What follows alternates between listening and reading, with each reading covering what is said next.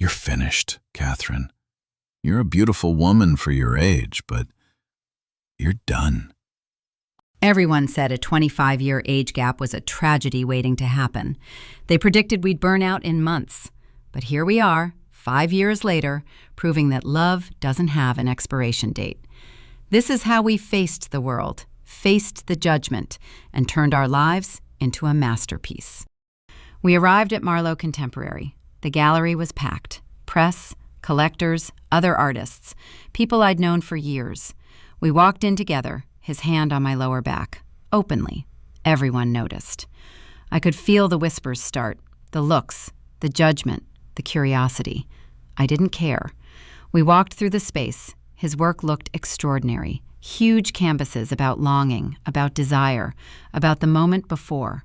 A whole series titled Before that was clearly about us, about wanting someone you can't have, about the tension of restraint. It was devastating, beautiful, raw. It's brilliant, I told him. You really think so?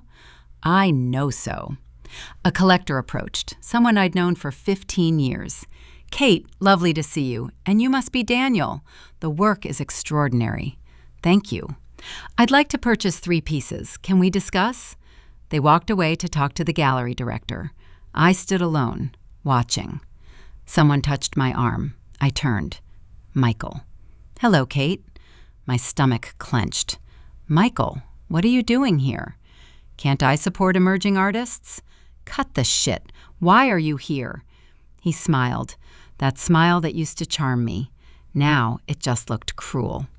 I heard about your decision to refuse the partnership, to pursue, he gestured at Daniel across the room, to pursue happiness? Yes, I did. You're making a fool of yourself. Maybe, but it's my choice to make. He's using you.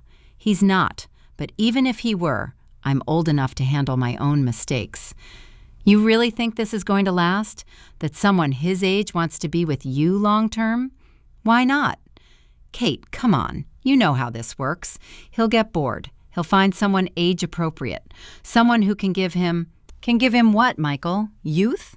I'm not competing with anyone. I'm exactly who I am. And he chose me anyway. That's what you can't stand, isn't it? That someone wants me, actually wants me. Not tolerates me, not settles for me, wants me. Michael's jaw tightened. This will end badly. Maybe, but at least I'll have lived. At least I'll have tried. What are you doing? Sitting on museum boards trying to control your ex-wife? That's a sad life, Michael. I was trying to help you. No, you were trying to prove you were right, that I'm nothing without you, that I'm past my relevance. But you're wrong. I'm more relevant now than I ever was with you, because now I'm honest. Now I'm brave. Now I'm living for myself instead of for your ego. You're delusional. Maybe, or maybe you're just bitter. Either way, I'm done letting you take up space in my head. Goodbye, Michael. I walked away, found Daniel. He saw me, saw something in my face. You okay? Yeah, I am. Dance with me. There's no music. I don't care. He pulled me close, right there in the middle of the gallery, in front of everyone. We swayed, just us, just this moment. I love you, he said into my hair. I love you too. Sophia appeared with Greg and the baby. Mom, the work is incredible. She hugged Daniel. Nice to officially meet you. I'm Sophia. The famous daughter. I've heard so much about you. All bad, I hope. They chatted. Easy. Natural.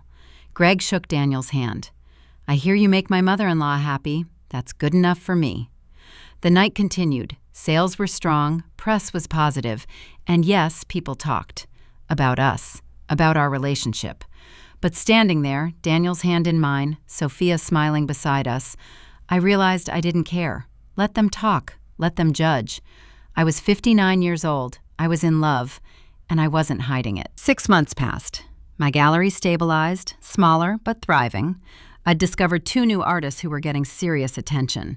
Daniel's career had exploded. Museum acquisitions, international attention, solo shows in major cities. We'd navigated the public scrutiny. The whispers had faded. People had moved on to the next scandal. We'd found our rhythm. Some nights at his place, some at mine. Sunday breakfasts, late-night studio visits, comfortable domesticity mixed with passion. One Sunday morning, I woke up in his bed. He was already awake, watching me. "What?" I asked. "Nothing, just looking at you." "That's creepy." "No, it's romantic." I laughed, pulled him close. We had breakfast. I made eggs while he made coffee. The Sunday paper spread across his small table. His cat, a recent addition, winding around my legs. Domestic, simple, perfect.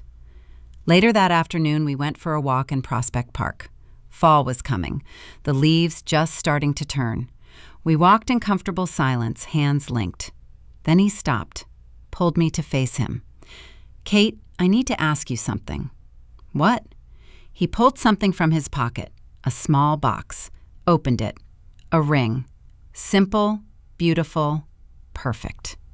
"Kate Winters, will you marry me?" My heart stopped.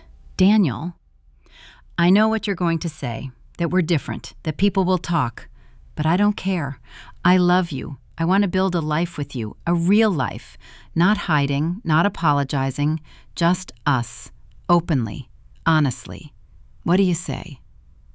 I looked at the ring, at him, at this beautiful, brave, extraordinary man who chose me, who saw me, who loved me despite everything the world said he shouldn't. I could say no, could list a dozen reasons why marriage was complicated, could be practical, safe, careful. Or I could be brave, could choose happiness, could choose love, could choose him. Yes. His face lit up. "Yes? Yes, I'll marry you." He slid the ring on my finger, kissed me, deep and long and full of promise. When we broke apart, I said, "You know people are going to have opinions. Let them.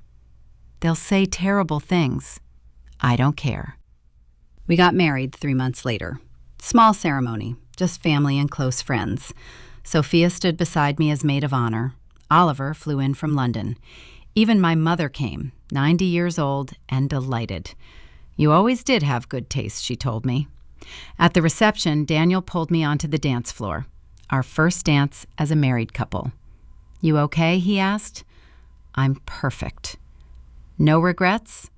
"Not a single one." "Even though everyone thinks you're crazy?" "Especially because of that. Being crazy with you is the best decision I've ever made." He spun me, dipped me, kissed me in front of everyone. When the song ended, Sophia hugged us both.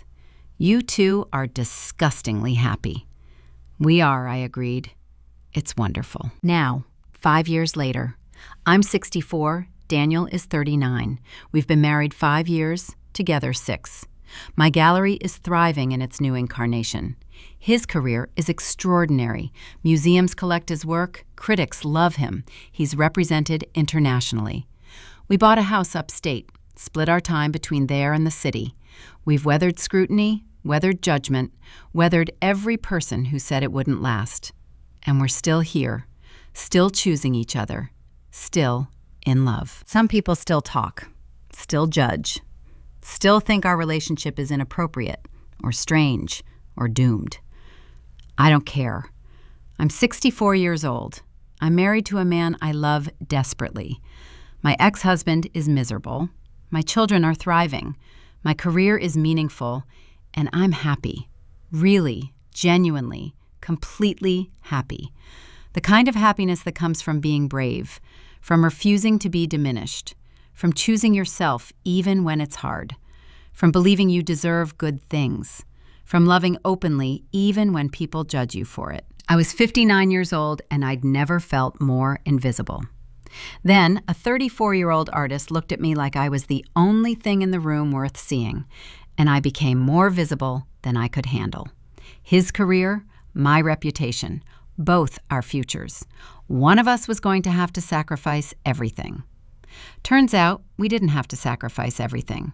We just had to be brave enough to choose each other, to be honest, to refuse to be diminished, to believe that love doesn't have an expiration date, that desire doesn't age out, that happiness is worth fighting for. I'm 64 years old.